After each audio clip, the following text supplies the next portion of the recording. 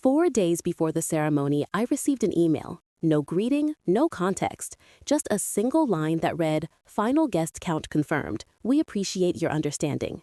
Take care." My chest tightened, not from surprise, but from the quiet confirmation of something I had sensed for years, that I was never truly part of them. Not when I stayed up all night helping her with grad school applications. Not when I covered the venue deposit because her savings account was empty. Not even now when she signed off with "take care" using the same hand that had crossed my name off her list. I did not reply. I did not beg. I did not ask for an explanation. Instead, I packed my bags while they posed for engagement photos under string lights. I landed in the Maldives barefoot on white sand holding a drink I did not have to share. Then the wedding videos started appearing online. The groom had vanished, my sister was sobbing at the altar, and the internet was devouring every second. Everyone wanted my reaction. But here is the truth. They excluded me to preserve their perfect image, and somehow, without me, everything collapsed. My name is Sophia Turner. I am 32 years old, and I run a boutique consulting firm in Chicago that just secured its biggest contract last quarter. I am engaged to Marcus Hayes, who is the stillness to my storm, and until last week, I thought I was fine, being the dependable, invisible one in a very complicated family. I was halfway through folding clothes when the message arrived. My phone vibrated on the dresser, and I barely looked at it at first, assuming it was a calendar reminder or a work notification. Marcus and I were flying out the next morning, and I was finally allowing myself to feel excited after months of grinding through one draining project after another. But then I saw the name, Olivia, my sister. I opened the email and scanned it without much thought. "Hey, just letting you know, the guest count is finalized. We had to make some difficult decisions. Hope you understand. Take care."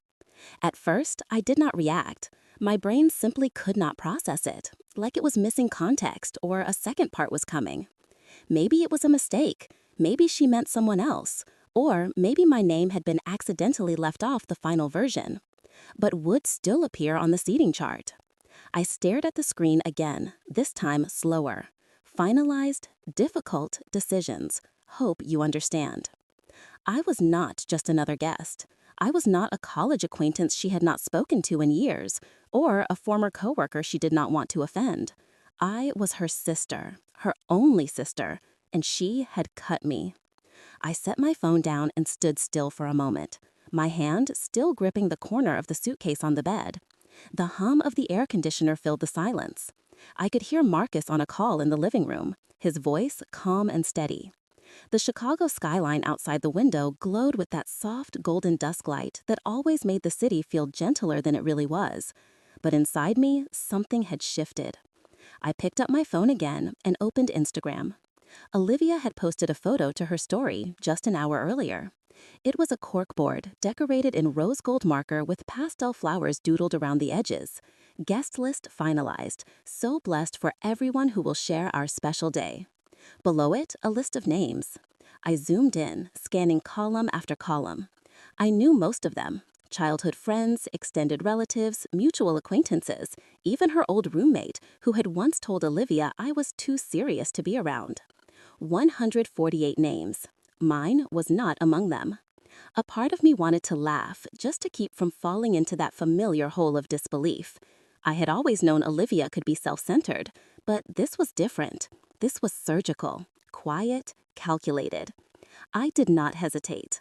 I hit call. Mom answered on the second ring. "Oh, I see. Light and overly cheerful. Hey, sweetie, what is going on?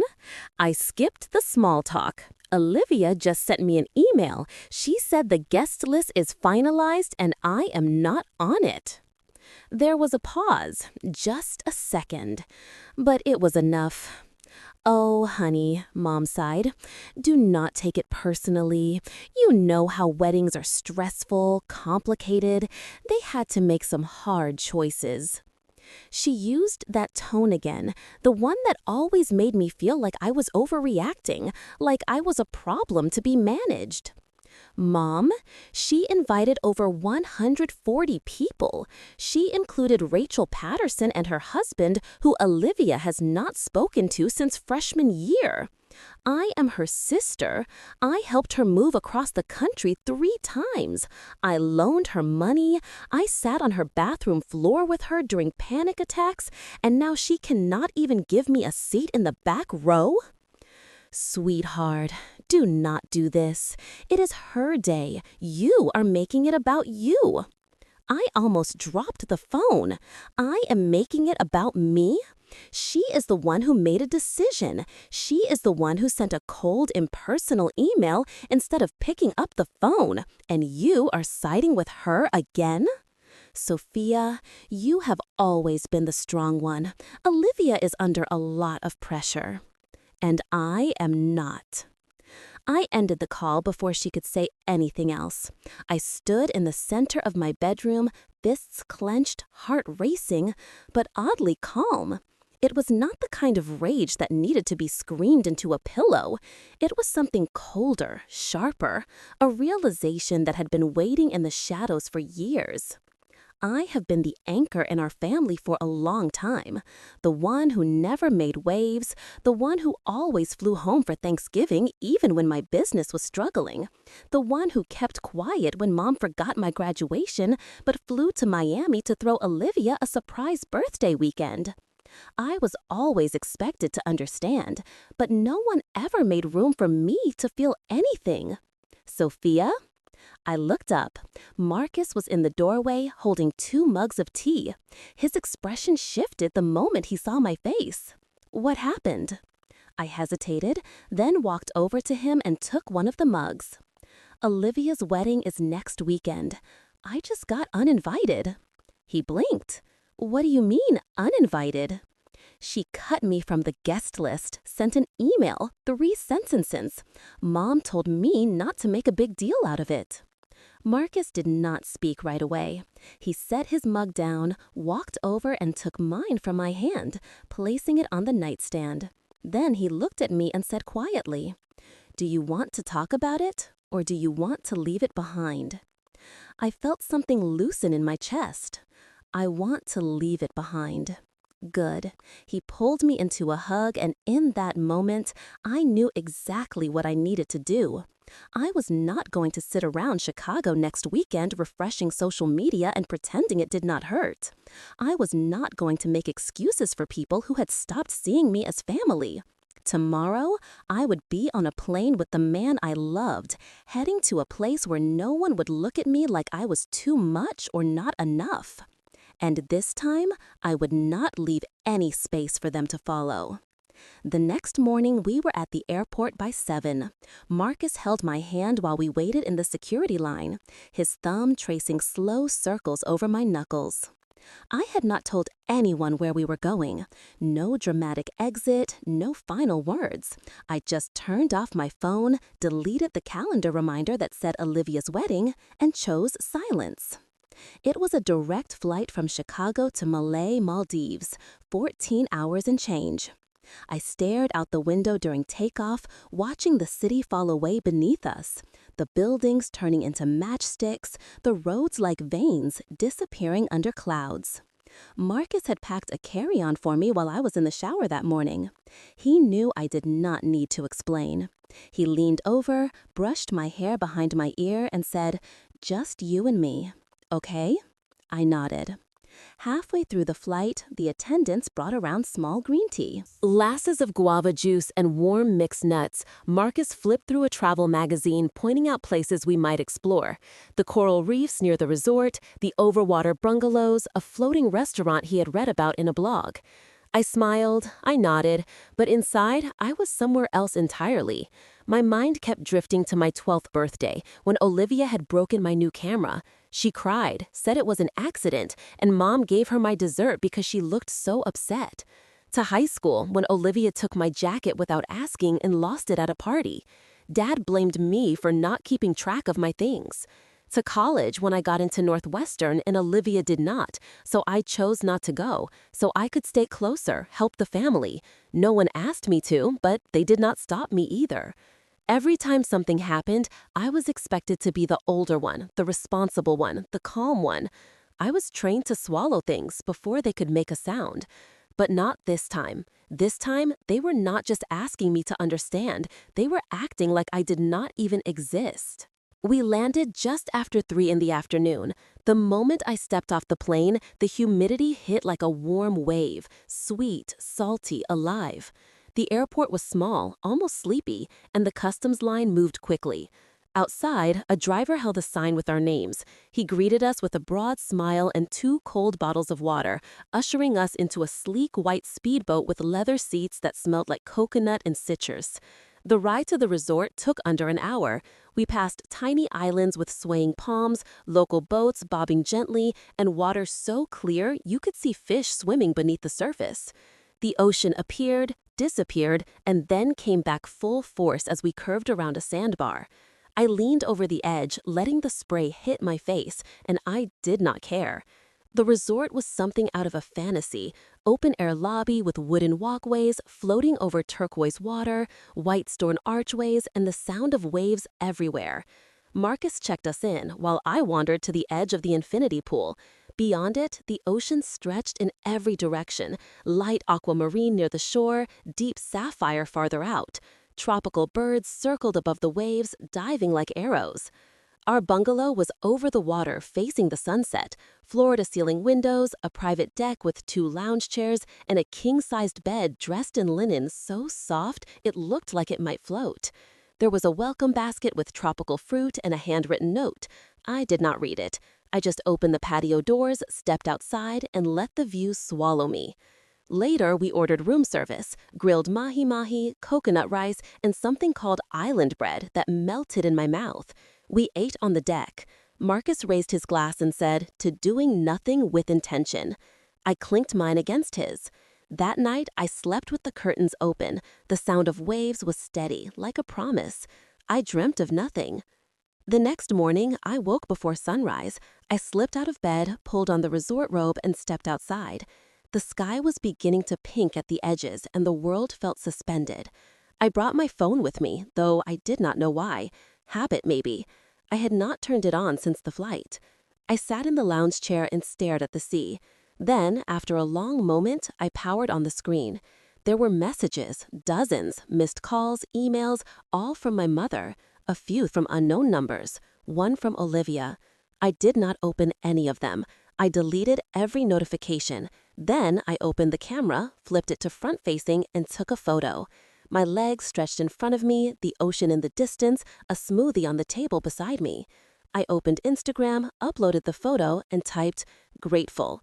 I was not invited. Turns out, I had front-row seats anyway. I hit post, then I turned my phone back off. They had built a wedding without me. I was building peace without.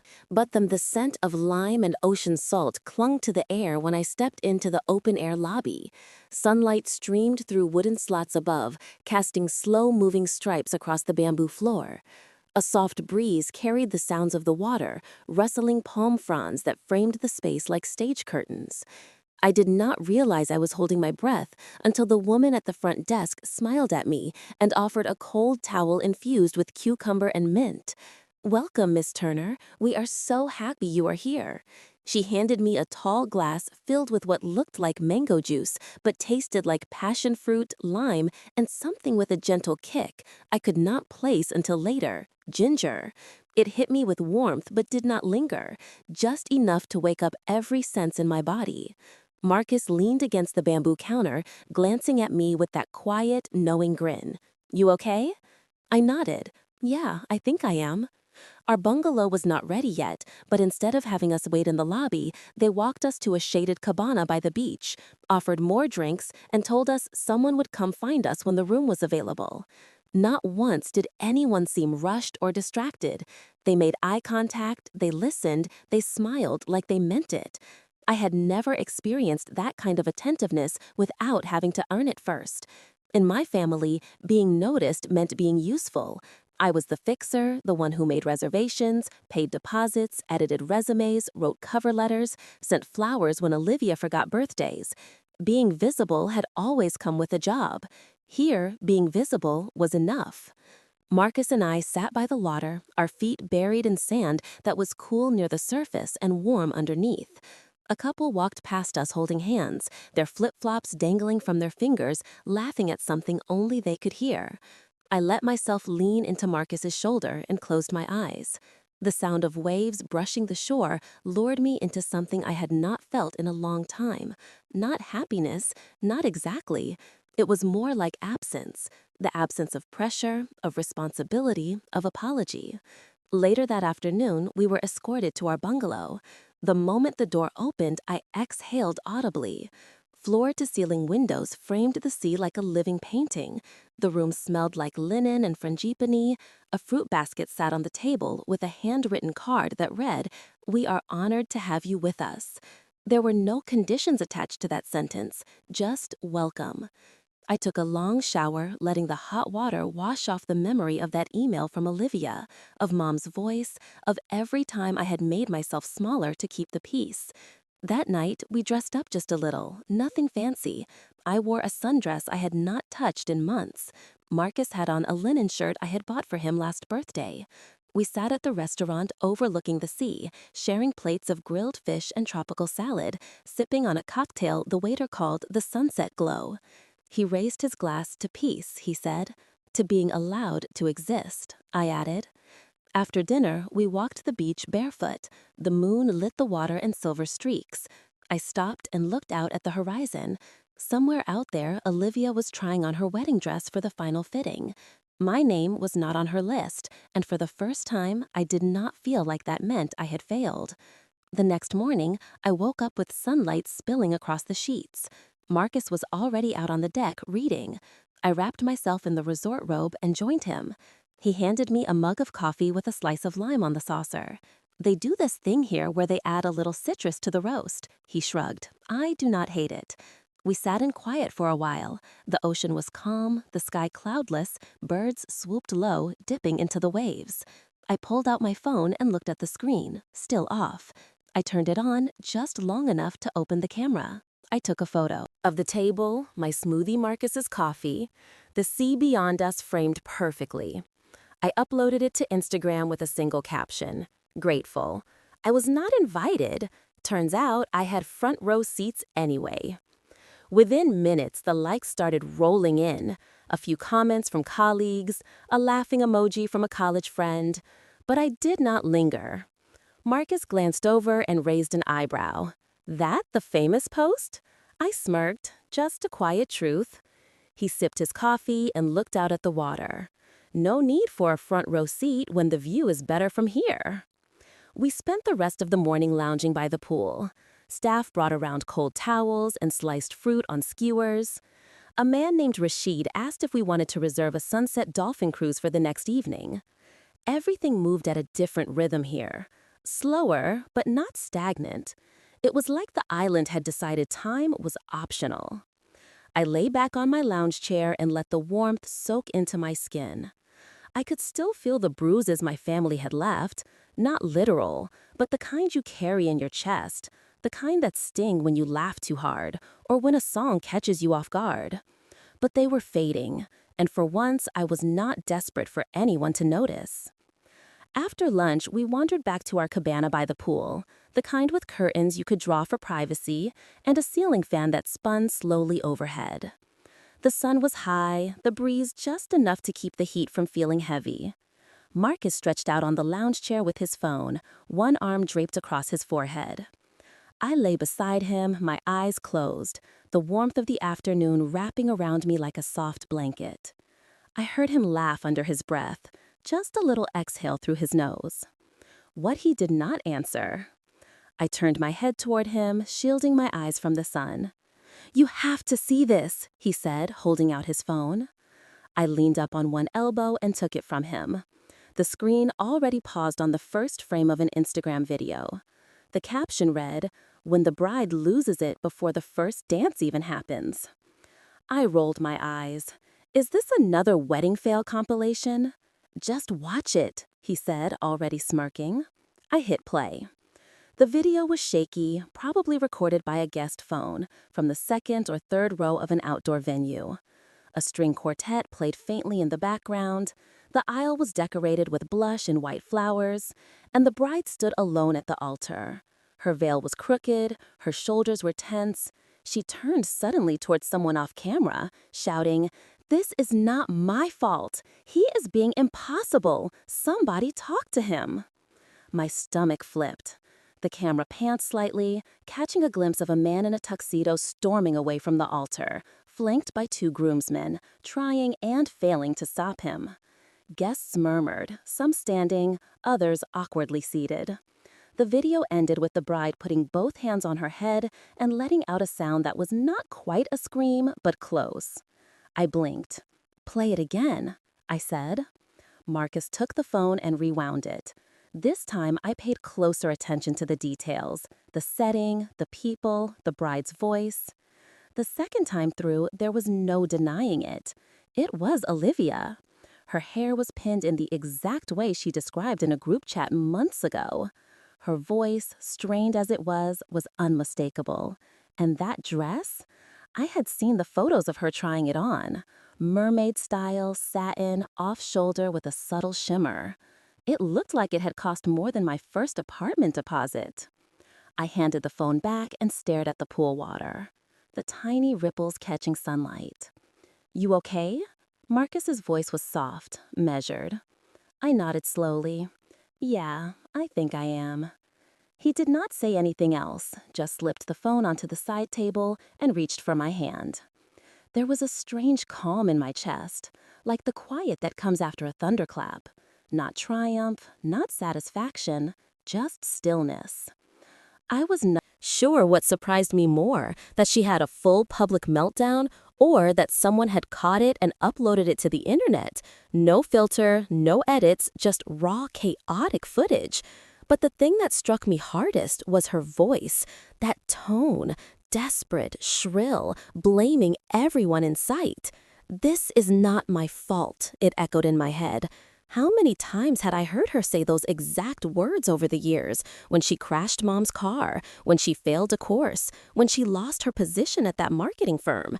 It was always someone else, always a situation, never her. I sat up, letting the towel around my shoulders slip down. "Do you think she knows it is online?" Marcus shrugged. "If she does not now, she will soon." I reached for my phone, hesitating before turning it on again. A tiny part of me expected missed calls or texts, but the screen stayed quiet. No alerts, no red badges, just the default lock screen and the tropical light flooding over my hands. I opened Instagram and typed in a few words: bride, meltdown, wedding. The search populated instantly.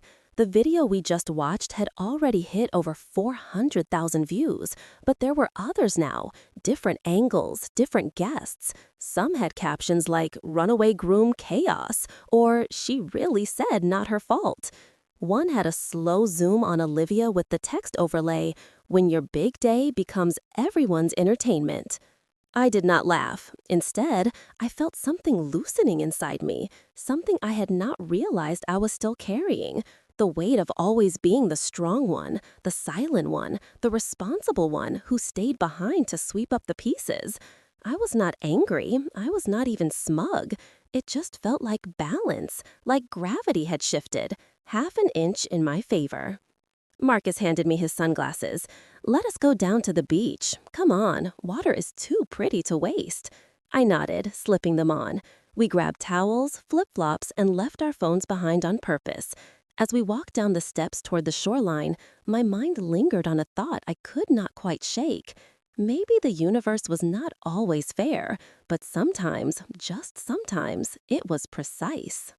The next morning, the sound of waves was replaced by the soft ping of notifications. I had turned my phone back on, only to silence an alarm, but now it buzzed again with a different energy. Marcus walked out of the outdoor shower, towel wrapped around his waist, rubbing his hair dry. "You seeing this?" He tossed me his phone, and I caught it instinctively. The screen was already open to Instagram. The video was loading, its title in bold white text over a still image of a woman in a mint green jumpsuit, holding a makeup brush like a microphone. "Wedding disaster of the year," it read. I pressed play. Jessica Rhodes. I recognized her from one of Olivia's posts, a makeup artist, big on social media too. Big, clearly, to care about discretion. In the video, Jessica sat in what looked like a bridal suite, filled with racks of gowns and accessories. Her makeup was flawless. She leaned into the camera and whispered like she was telling the world a bedtime story. So, I just did makeup for a wedding where the groom walked out mid-ceremony, not exaggerating. He said, and I quote, "I would rather leave now than pretend forever," then stormed out. But wait, the video cut to shaky footage of Brandon pushing through a crowd of guests, jaw tight, eyes stormy behind him. Olivia in her gown shouted his name, her voice cracking, mascara streaked down her cheeks. Then came Eleanor, Olivia's grandmother. Her voice rang louder than the string quartet had the day before. She stood in the middle of the reception, pointing a finger straight at Olivia. This is what happens when you erase people who love you. You cut out your own blood for appearances. Gasps from the crowd. Someone dropped a glass. The video ended with Jessica. Dinging back a smirk, I set the phone down slowly. My pulse was not racing. There was no thrill, just understanding. It kept going. Marcus opened another video. A guest had gone live on Instagram and was now reposting clips. The camera caught my father, red-faced, arguing with his brother Robert. "You think this is my fault? You funded it. You pushed for the fireworks and the choreographer and the ridiculous ice sculptures. You made this circus. Do not you dare!" He stormed off. The camera turned to catch my mother, sitting alone at a table, staring into the middle of nowhere, champagne untouched. Every clip, every angle, every whisper was surfacing, and for the first time in years, it had nothing to do with me. I did not share a single one, but the views kept climbing. Marcus scrolled and handed me his phone again. Look at the comments. They were brutal. Serves her right. Is it just me, or is the grandma the real one here? You know, someone was forced out before this wedding even happened. I could not stop reading, not because I wanted revenge, but because for the first time, strangers saw what I had lived through for decades. They did not know my name, but they knew hers, and they were not buying the fairy tale. One video caught my attention more than the others. It was short, only 20 seconds, but powerful. It showed Olivia sitting alone on the edge of the dance floor, barefoot, holding the hem of her dress in one hand and her phone in the other. She was scrolling, watching herself fall apart in real time. Someone behind the camera whispered, "She is seeing it now." Marcus leaned over, sipping coffee from a mug he brought up from the breakfast cart. "You okay?" "Better than I thought I would be," I said. "It is like they are unraveling on their own." He nodded, pulling a second mug toward me. "You did not lift a finger. You did not need to." I smiled and took a sip. The coffee was strong and slightly bitter. It grounded me. "Sometimes karma just needs a stage and a Wi-Fi connection," I said. He chuckled. "I'm just impressed by the production value." There were videos from every table, edits with music, even a slowed-down replay of Brandon walking out with dramatic violin over it. I did not laugh, not fully, but the edges of my mouth lifted. So, this is what justice looks like now. Marcus raised his mug, digital and devastating. I watched as another video loaded. This one was shot vertically, a bit blurry, but the audio was clear. My Aunt Carol whispered into her husband's ear, "Do you think Sophia knows?" Her husband shook his head. "She is probably off living her best life." I pressed pause. That was enough. I set the phone down and walked to the edge of the deck. The breeze pulled at my robe. The beach below was quiet, waves lapping the shore in soft rhythm. They were self-destructing without my help, without my presence. Every piece of the illusion they tried to build for Olivia was collapsing, not because the truth does not stay buried, not forever. Marcus joined me, wrapping his arm around my waist. "You want to go snorkeling today?" I leaned into him, watching the water shift colors under the morning sun. "Let us do that. Let us be somewhere without cell service." We left our phones inside, letting the door click shut behind us. The ocean waited, and for once, I was not looking back. By the time we got back to the bungalow, sand still on our ankles and salt drying in our hair, the internet had exploded. Marcus unlocked his phone to check the weather. Mine stayed off, half buried in a towel with my sunglasses. But I saw it in his face before he said a word. 12 million views. Hashtags trending. Which one? He showed me the screen. Turner's wedding disaster. Top of Instagram. Stitched, remixed, even quoted in news headlines. A pop culture podcast was already dissecting it, with a thumbnail that read, "What really happened at the Turner wed." I did not ask for details. He passed me a towel and kissed the top of my head. "Take your time." I walked to the outdoor shower and let the water run over my shoulders, clearing sunscreen and salt. My thoughts stayed quiet. No bitterness, no gloating, just a kind of settled stillness I had not felt in years. When I finally turned my phone back on, it vibrated for what felt like a full minute.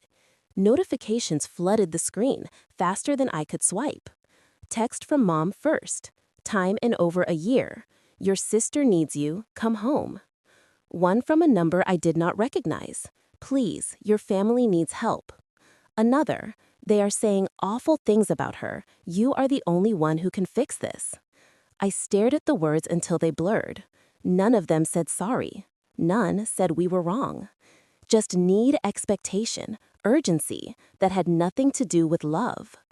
I clicked block one by one, then closed the Messages app altogether.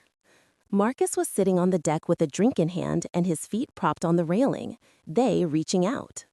I nodded and sat beside him, watching the sun start its descent behind the palms. Block them, all of them.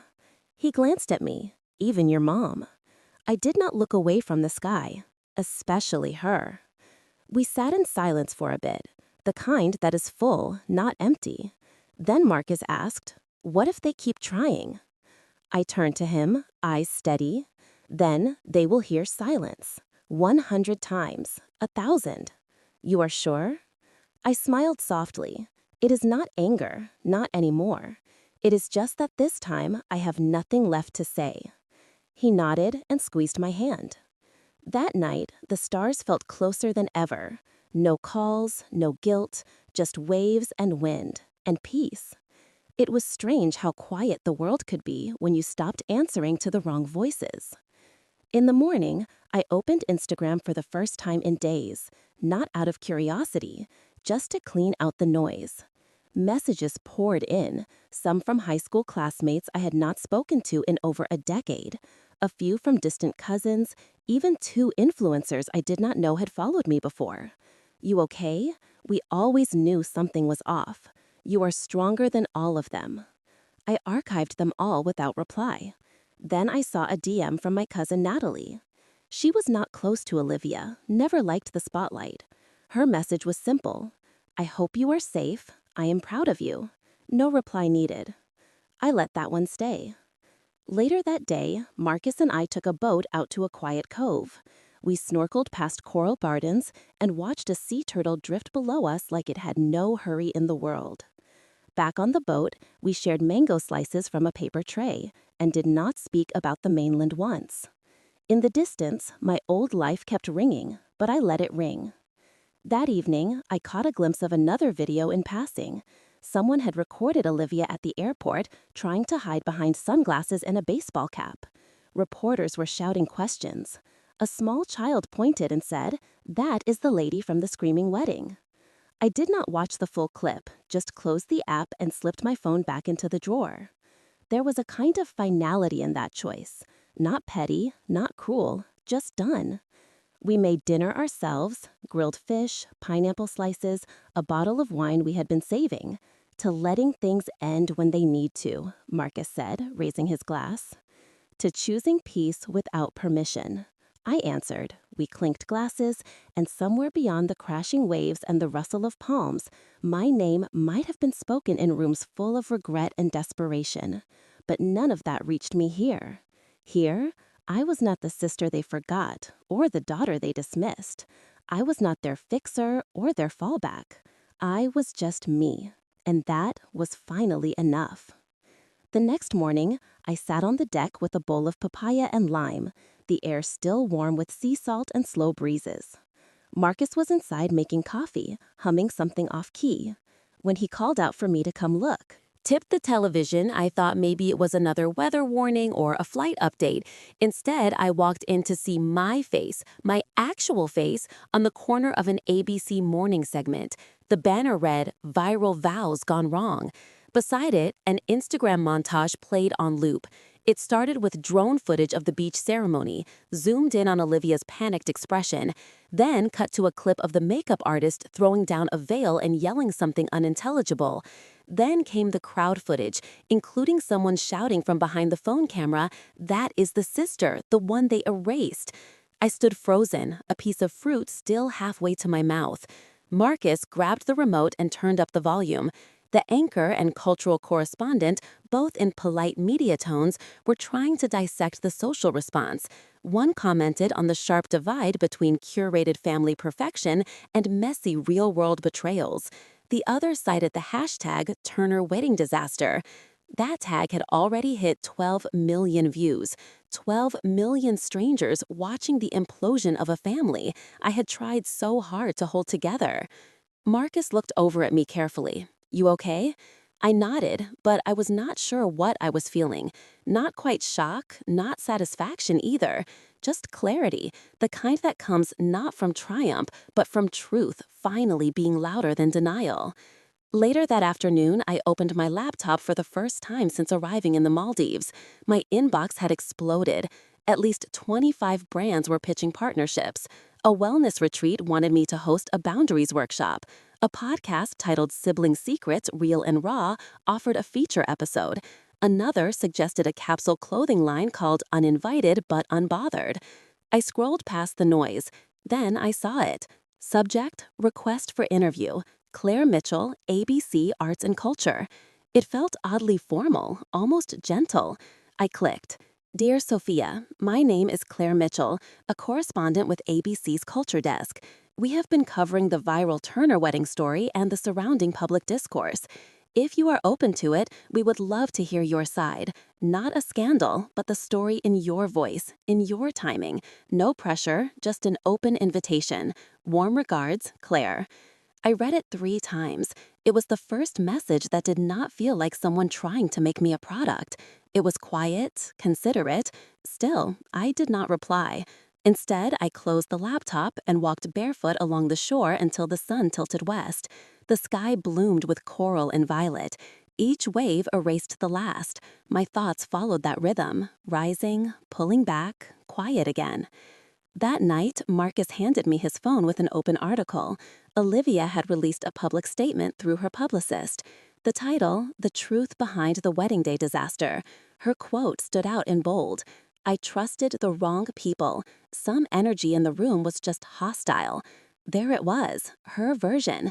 I was not even named, but it was clear who she meant. The jealous one, the shadow. I did not get angry. I did not cry. I just took a long breath and handed the phone back. Later, Marcus found me sitting on the deck with my phone in hand. I opened Instagram, chose a photo he had taken 2 mornings ago. It was just my face, no filter, no makeup, damp hair curled slightly from the sea. My expression, quiet but not small, a woman who was not performing. I typed a caption. "I was uninvited, now I am uninterested." No tags, no hashtags, no grandstand. I posted it, then turned the phone off and went inside. By sunrise, it had over 500,000 shares. The world had not just noticed, it was listening. By noon, Claire emailed again. "Sophia, your post was powerful. We are also organizing a summit event next month in San Diego. The theme is Reimagining Boundaries. We would love to invite you as a speaker, if that is something you would ever consider. Topic suggestion: On boundaries with family. No pressure, just a space. Warmly, Claire." I read it aloud to Marcus while we were finishing breakfast. He stirred his coffee and leaned back. "That is something I know. Do you—" I paused. I never planned to tell this story, not to strangers, not on a stage, but maybe it was already out there. Maybe not telling it would mean letting others define it for me again. I do not know. I just want it to disappear. And instead, your truth lit up the sky." He laughed softly. "That might be the most poetic thing you have ever said." He grinned. "You make me poetic. But seriously, whatever you decide, make sure it is because it feels right, not because they expect you to play a role again." That afternoon, I opened a new document, just the blank screen. No title, no outline, but the words came anyway. Not because I had to say them, but because this time they were mine, and I was ready.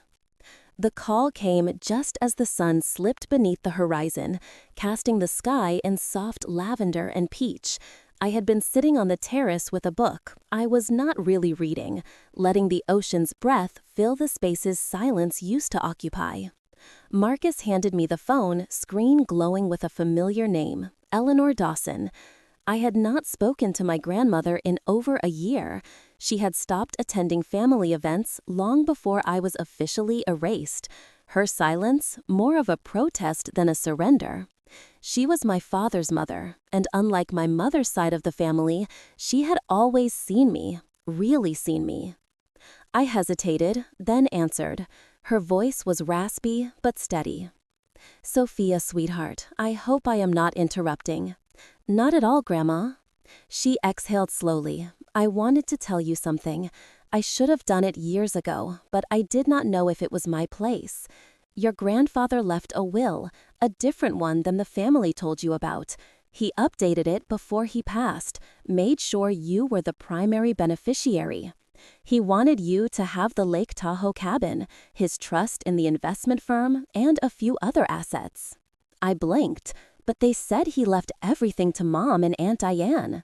"He did not. That is what your mother wanted everyone to believe. But the signed version, the final one, was with my attorney, Rebecca Stone. She is still in practice, and we are working to make it right." I did not speak. I was not shocked, not anymore. My body did not even react with anger, just a cool wave of confirmation. Eleanor continued. "Your mother knew. She was in the room when he signed it. But when he passed, she convinced everyone that the older version was final. And I let her. I did not want the family to break apart even more." My stomach sank, not from betrayal, but from the weight of generational silence. "Why now?" I asked gently. "Because I saw you on the news, and I realized you have been carrying weight that never should have been yours." There was a long pause between us, filled only by birds calling somewhere in the distance. "I am not calling to ask anything of you," Eleanor said finally, "just to say I am sorry, and that Rebecca is filing a motion to reinstate the true will. You will hear from her soon." "Thank you, Grandma." After we hung up, I stared at the sea for a long time. Marcus came out, sat beside me, not saying a word. When I told him everything, he simply nodded. That explains a lot. It did. It explained the unease I had always felt, the whispers that followed me at family events, the looks my mother gave me when I asked too many questions about Grandpa's accounts. But it did not change who I was now. I did not feel vindicated. I did not feel triumphant, just clear.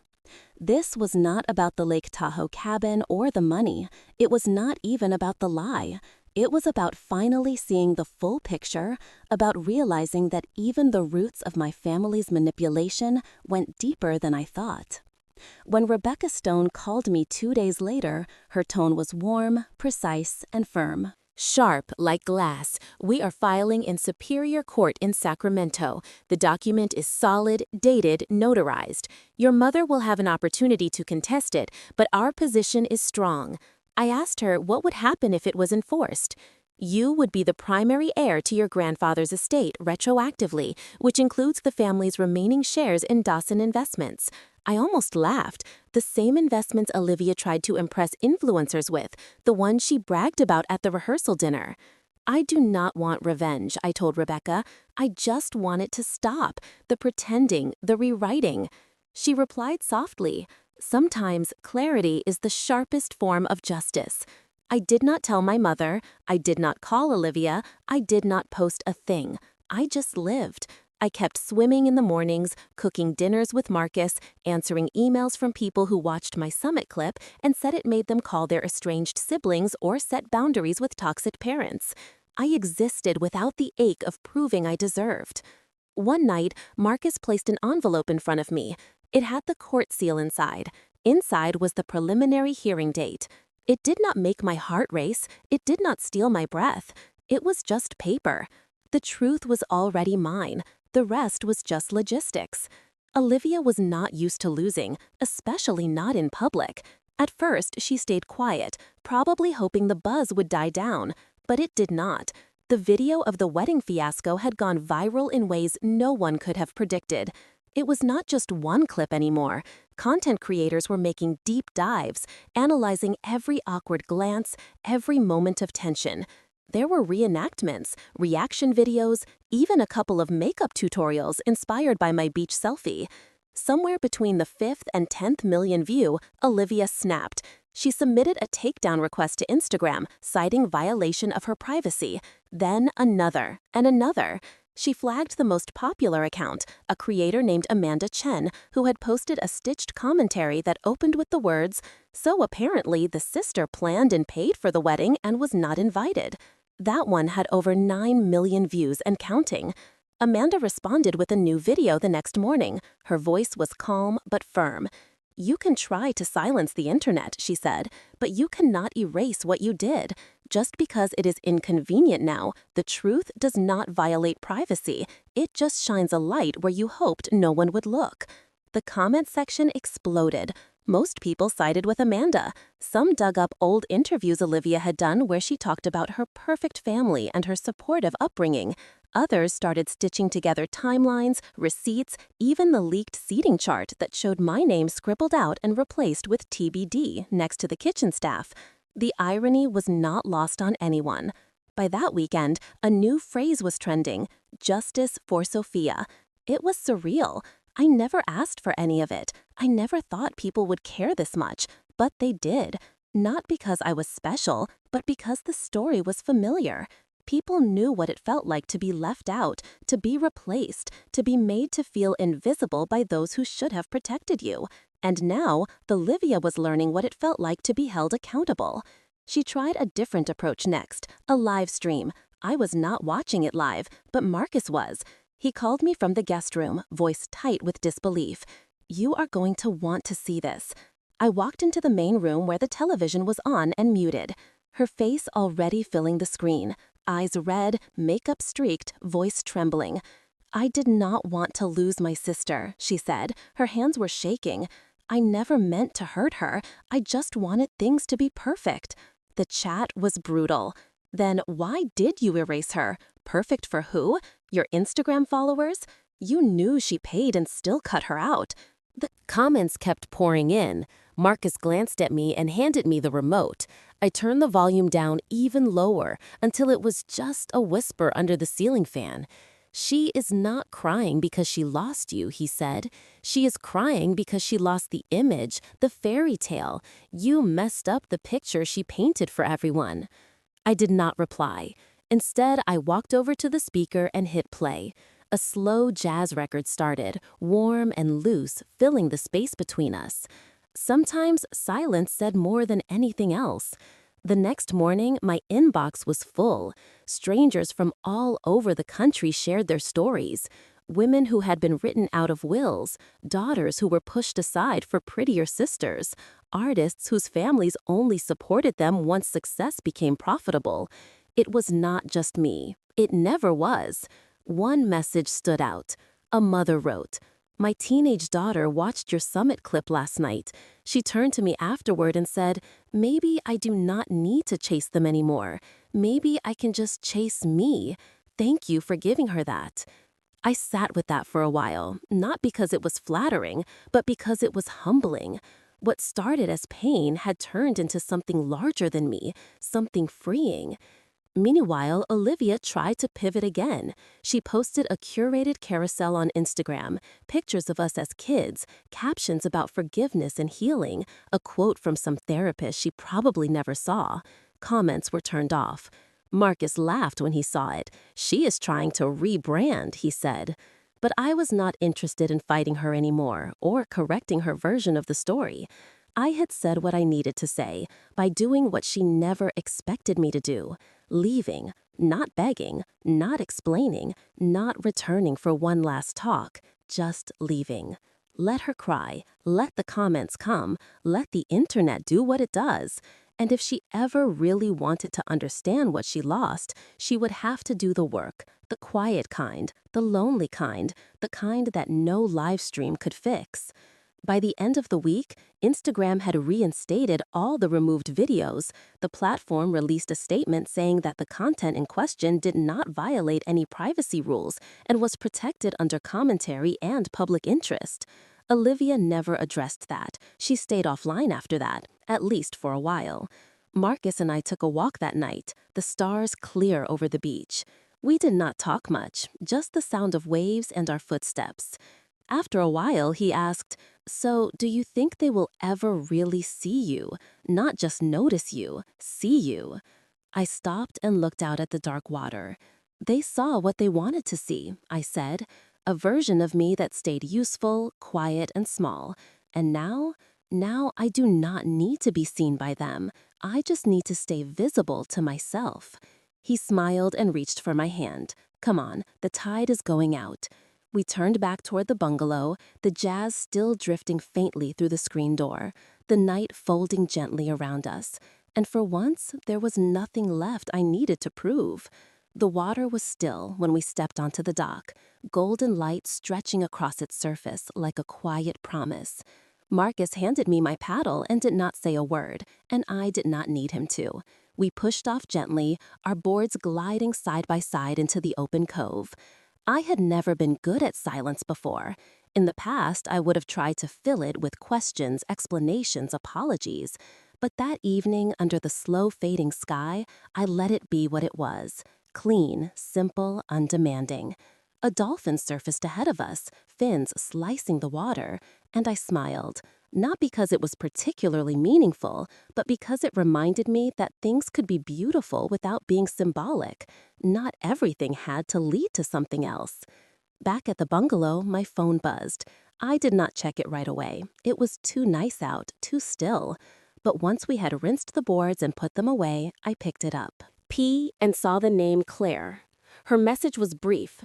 She said the podcast had taken off since the video went viral, that people wanted to hear from me directly, that I could talk about what really happened in my own words, in my own time. No edits, no filters, just me. I stared at the screen for a moment, thumb hovering. Then I locked the phone and left it face down on the deck table. I had already told my story, not for attention, not for justice, but to let it go. Another message came in a few minutes later, but this time it was not to me. Marcus was reading something on his tablet, frown pulling at his mouth. He looked over and said softly, "Your mom emailed me." I blanked. What he held out the tablet and I saw the subject line is, "She's still mad at us?" There was no greeting, no warmth, just those words, as if anger was the only explanation for distance, as if hurt had an expiration date. I did not say anything, just reached for my phone, opened my email app, and typed her address into the block list. Then I hit confirm. Marcus did not try to stop me. He did not even ask if I was sure. He just watched me quietly and then slid the tablet aside. It was not about revenge anymore. It was not even about pain. It was about space, boundaries, breathing room. Later that evening, we walked down to the pier again. The sun was lower now, melting into the horizon, painting everything in soft amber and rose. I sat on the edge of the dock, bare feet skimming the surface, watching a lone sailboat drift past the mouth of the bay. Marcus sat beside me, elbow resting against mine, and asked gently, "So, what now?" I did not answer right away. I thought about everything we had done, everything we did not do, the silence, the statements, the non-statements. Then I said, nothing. We just live. And we did. We made dinner together, something easy and warm. We played music. I read a chapter from a novel I had not touched in weeks. He started sketching again, filling the corners of his notebook with palm trees and sailboats and nonsense shapes. No one from my family reached out again, not that night, not the next morning, not the day after that. It was like they had disappeared entirely, or maybe I had. And honestly, I did not mind. Sometimes absence is not a loss. It is a return to yourself, to peace, to whatever version of you got buried under years of being the responsible one, the fixer, the one who always made room for everyone else. I did not feel angry, not even numb. I felt whole. That night, as I stood brushing my teeth, I caught a glimpse of myself in the mirror. Not just my face, but the expression I wore. Calm, unforced. I did not look like someone who had burned bridges. I looked like someone who had walked away before the fire reached her. And maybe that was what healing looked like. Not the dramatic reconciliation, not the teary phone calls or the apologies that came years too late. Just the quiet choice to stop explaining yourself to people committed to misunderstanding you. The next morning, we paddled out again. The water was glass, the world was hushed, and for the first time in a long time, I did not feel like I was waiting for anything to happen. I was just there, moving forward. The pen hovered above the paper longer than I expected. I had been staring at the blank page for 20 minutes, the ocean beyond the deck railing whispering like it was daring me to tell the truth, not to anyone else, just to myself. I did not know what I was hoping to accomplish when I opened the notebook. Closure, control, a rewrite of the past that would never come. Still, something inside urged me to start, so I did. Dear Patricia, I do not know if you will ever read this. I am not even sure I would want you to, but I think I need to say these things out loud, even if no one is listening. I told myself I had let go. I convinced myself that what you said or did not say, no. Amir had power over me, but the truth is, some wounds do not announce themselves as pain. They sit quietly, rearranging the way you walk through life. I paused, pressing the tip of the pen into the page until it bled through slightly. I wrote about the piano recital when I was 8, the one you missed because Olivia had a fever. I did not blame you then. I do not even know. But when you did not ask how it went, did not even mention it the next morning, I stopped practicing for months. You never noticed. I wrote about 9th grade career day. I stood at the front of the auditorium with my handmade poster about environmental science while every other kid had a parent beside them. You said you had a meeting. I remember scanning the back row just in case. I wrote about the day Olivia's car broke down and you called me, not to say hi or ask how I was doing, but to wire her the money from my savings account. You never asked if I was okay with it. You just assumed I would say yes. I did. But it chipped something in me. And then I wrote this. For a long time, I believed love was measured in usefulness, that if I was needed, I would be wanted. If I fixed enough things, solved enough problems, stayed small enough not to inconvenience anyone, then I would earn a seat at the table. But I have learned something else now. Real love does not need debt to feel valuable. I closed the notebook and stared at the ink still drying on the last line. The sky outside was shifting, the tropical sun beginning to lower itself toward the horizon, throwing orange and lavender into the clouds. I held the letter against my chest for a moment, then folded it gently and slid it into an envelope. No address, no stamps, no intention to send. I placed it in the nightstand drawer, closed it slowly, and let out a breath I had not realized I was holding. It felt like finishing a chapter, not with a slam, but with a soft final turn of the page. That night, Marcus and I sat out on the beach, a small bonfire crackling in front of us. He passed me a roasted marshmallow on a stick and raised an eyebrow. So you still want to fly out on Monday? I looked at him, the firelight flickering in his eyes, softening the sharp edges of our usual rush routine. Not yet, I said. He leaned back, elbows in the sand. That is what I thought. I booked us another week, I added. He smiled. Good. The Maldives looks good on you. I watched the flames for a while, tracing patterns in the embers, letting the silence stretch comfortably between us.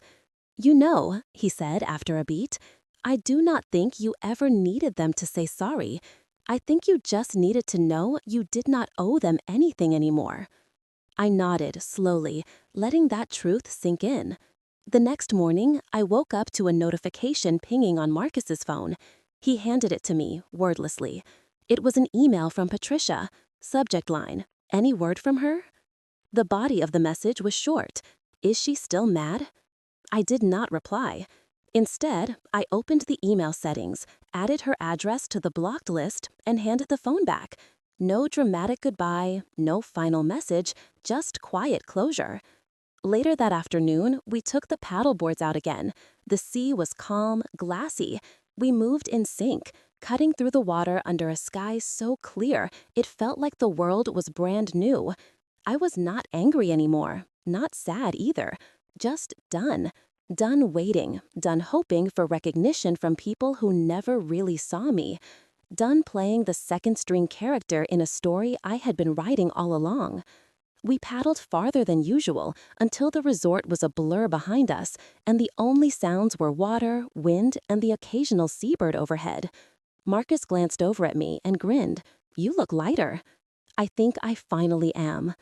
We floated for a while, not needing to fill the space with talk, just letting the sun warm our shoulders and the salt cling to our skin. Later, back at the BU. NGALO. I sat on the deck and stared out at the sunset. The same colors as the day before, but they looked different now. Not because the sky had changed, because I had. I was not waiting anymore. Not for apologies, not for permission, not for anyone else's version of who I was supposed to be. For the first time in my life, I felt like I had stopped holding my breath. And that, I realized, was the beginning of something new. A month later, I stood behind a red circle, the lights hot on my face, a mic clipped discreetly to my collar. My palms were not shaking, not anymore. My summit talk was titled "Silence is My Power," and it was already climbing into the millions of views by the time I walked off the stage and exhaled into the hallway backstage. I had written it in pieces in the Maldives and later at our new place in Chicago, in the quiet mornings when the world was still stretching awake and I could think clearly. It was not about my family, not directly. It was about boundaries, about reclaiming the word no without apology or footnotes, about not explaining your worth to people who are never really asking to understand you. I did not mention my mother or Olivia, but I did not need to. The message found the ones it was meant for. The next day, the video was featured on the homepage. The inbox on my author site lit up. Messages poured in from women I had never met, but somehow already knew. They wrote about weddings they were not invited to, about careers they put on hold to be convenient for others, about families who mistook silence for peace and compliance for love. I read every word, but I did not go looking for one from Olivia, and I did not find one. She had not reached out, and for the first time in my life, I did not keep my phone volume up just in case. I did not refresh my email or wonder if I had missed a call. I was not angry, I just was not waiting. Some things stay broken, some people choose silence, and that is still a choice. I chose differently. Marcus and I moved into a small townhouse near Lincoln Park. It was not flashy, but it had huge windows, wood floors that creaked just enough to feel alive, and a back deck where I could write barefoot with a cup of tea beside me. I was working on my first book. The title had come to me while swimming in the Maldives one evening, just before dusk, crossed off the list. It was not a revenge memoir. It was not even a sad one. It was a story about what happens when you stop trying to get back into a room that locked you out long ago. Some chapters were heavy, others were light. A few were funny in that quiet, dark way.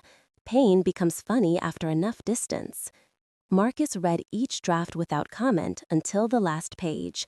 He looked up, eyes damp, and just said, "It is yours."